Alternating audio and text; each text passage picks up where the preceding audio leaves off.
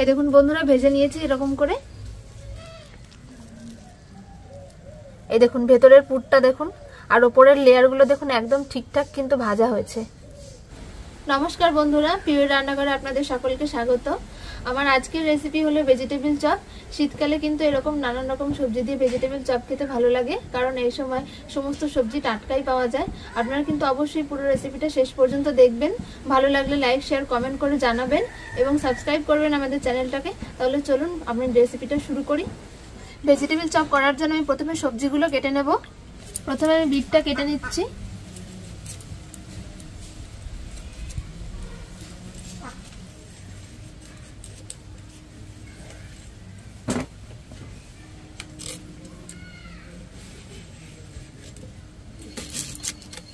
Bit গাজরের খোসাগুলো আমি একসাথে ছাড়িয়ে নিয়েছি।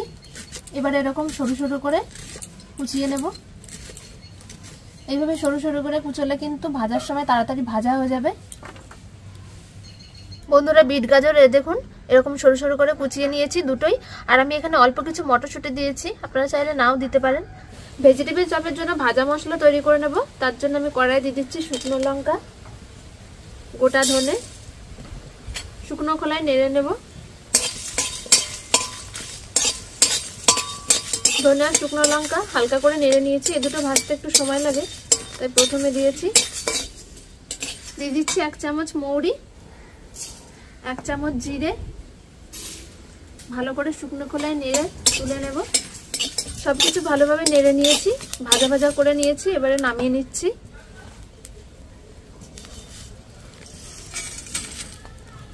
কড়াইয়ে দিয়ে দিচ্ছি তেল। আমি এখানে সাদা তেল দিচ্ছি, আপনারা চাইলে এখানে সর্ষের তেলও ব্যবহার করতে পারেন।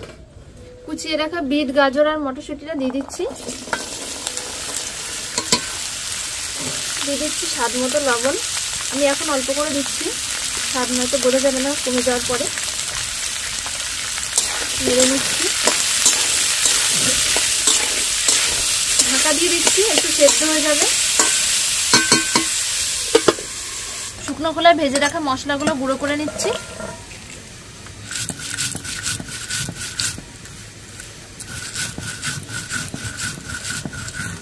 ভাজা মশলাগুলো গুঁড়ো করে নিয়েছি। এরকম একটু আধো আধো রেখেছি, খুব বেশি গুঁড়ো করার দরকার নেই।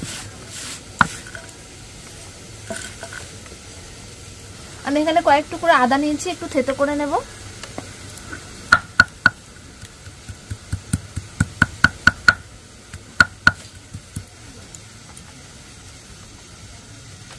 চার 5 মিনিট পর আমি ঢাকনাটা খুলে নিচ্ছি। এই দেখুন বিট গাজর থেকে কিন্তু জল বেরোতে শুরু করেছে। এই জলে সেদ্ধ হয়ে যাবে। আর যদি সেদ্ধ না হয় তাহলে অল্প একটু জল দিয়ে আপনারা এইভাবে সেদ্ধ করে নিতে পারেন।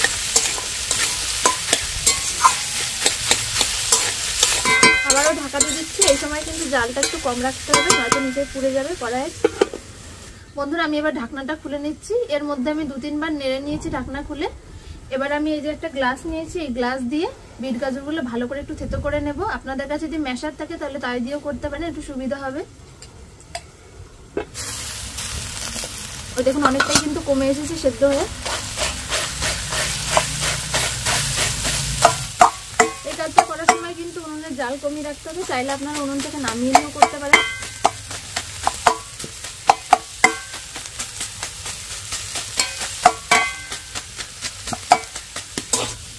এবার আমি নামিয়ে নিচ্ছি বিটটা। কড়াই আমি আবারও তেল দিয়ে দিচ্ছি ওই একই কড়াই। ভাজার সময় যেহেতু তেল বেশি দিয়েছিলাম তাই এখন আর বেশি তেল দেওয়ার দরকার নেই। এবার আমি দিয়ে দিচ্ছি 1 চামচ 5 ফোড়ন, থেতো করে রাখা আদা। আর আমি এখানে কিছুটা ভাজা বাদাম নিয়েছি। বাদামটা যেহেতু ভাজা বাদাম একটু থেতো করে নিয়েছি, মানে ভেঙে নিয়েছি, গোটা গোটা ছিল। আপনারা যদি কাঁচা বাদাম ব্যবহার করেন তাহলে সেক্ষেত্রে একটু ভেজে দেবেন। আর দিয়ে দিচ্ছি কুচিয়ে রাখা কাঁচা লঙ্কা। ঝালটা আপনারা নিজেদের মতন করে দেবেন।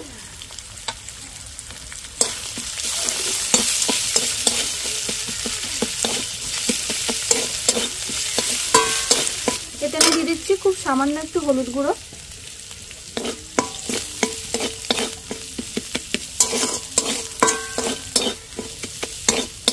খুব বেশি ভাজার দরকার নেই। এবারে দিয়ে দিচ্ছি বিট গাজর যেটা ভেজে রেখেছিলাম।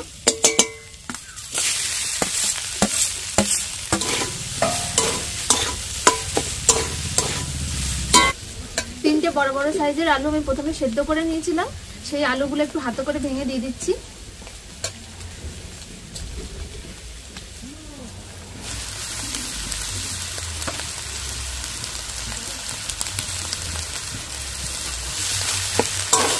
এবারে মিশিয়ে নিচ্ছি।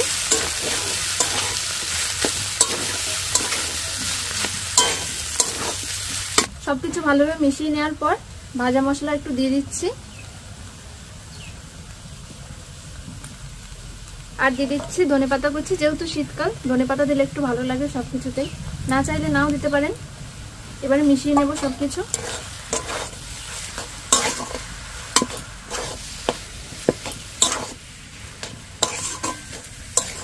এইভাবে একটু শুকিয়ে নিতে হবে পুরটা, নয়তো কিন্তু ভেজিটেবল চপ ভালোভাবে গড়া যাবে না, ভেঙে যাবে। বন্ধুরা পুর তৈরি হয়ে গেছে, আমি এবার নামিয়ে নিচ্ছি। এই দেখুন কড়াই থেকে ছেড়ে বেরিয়ে আসছে।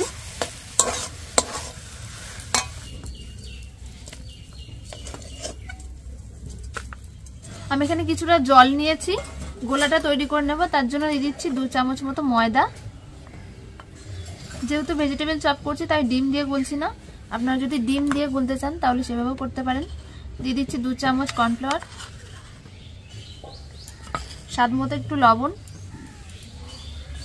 আর দিয়ে দিচ্ছি যে ভাজা মশলাটা রেখেছিলাম সেটা। এবার গুলে নিচ্ছি, খুব বেশি ব্যাটারটা গাঢ় করার দরকার নেই। গোলাটা তৈরি হয়ে গেছে।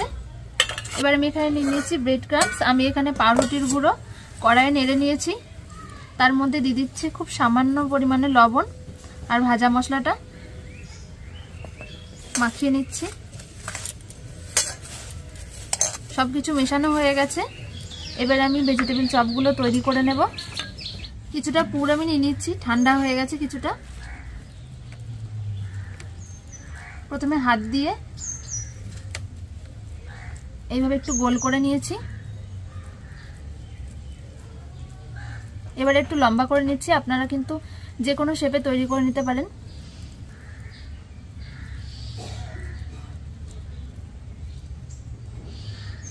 এই দেখুন এইভাবে তৈরি করে নেব বাকিগুলো।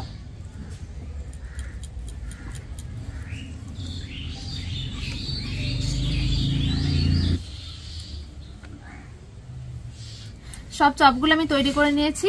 এবারে আমি কোট করে নেব। আমি একটা চপ নিয়ে নিচ্ছি।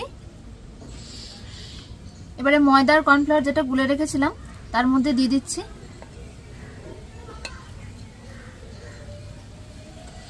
ব্রেড ক্রাম্বস লাগিয়ে নিচ্ছি। আমি ডবল কোটিং করব, তাই আমি আবারও একবার ময়দা আর কর্নফ্লাওয়ার গলার জলে দিয়ে দিচ্ছি।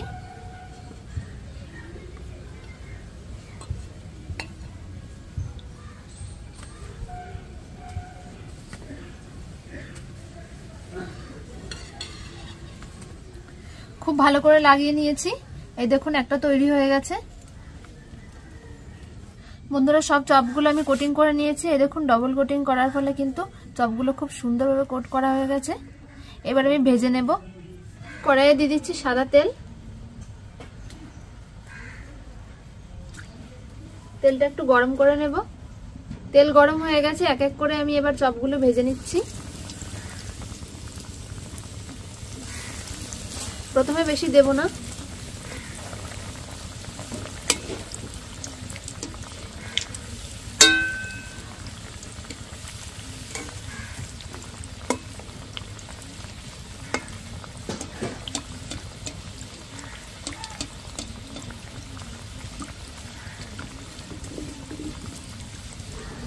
চপগুলো ভাজা হয়ে গেছে, উল্টে পাল্টে লাল করে ভেজে নিয়েছি। এই দেখুন ঠিক এভাবে ভেজে নিয়েছি। খুব বেশি ভাজলে কিন্তু পুড়ে যাবে।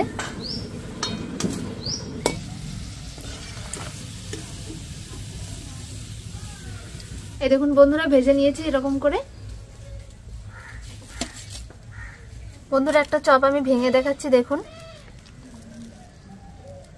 এই দেখুন ভেতরের পুরটা দেখুন, আর উপরের লেয়ারগুলো দেখুন একদম ঠিকঠাক কিন্তু ভাজা হয়েছে। চপটা কিন্তু দারুণ সুন্দর লাগছে দেখতে। বন্ধুরা আপনারা দেখলেন আমি কি করে ভেজিটেবল চপ বানালাম। আপনারাও কিন্তু বাড়িতে এইভাবে বানিয়ে দেখবেন, আমি যে পদ্ধতিতে বানালাম, তাহলে কিন্তু আপনাদের চপগুলোও ঠিক এরকমই সুন্দর হবে আর মুচমুচে হবে। তাহলে দেখা হচ্ছে পরের ভিডিওতে।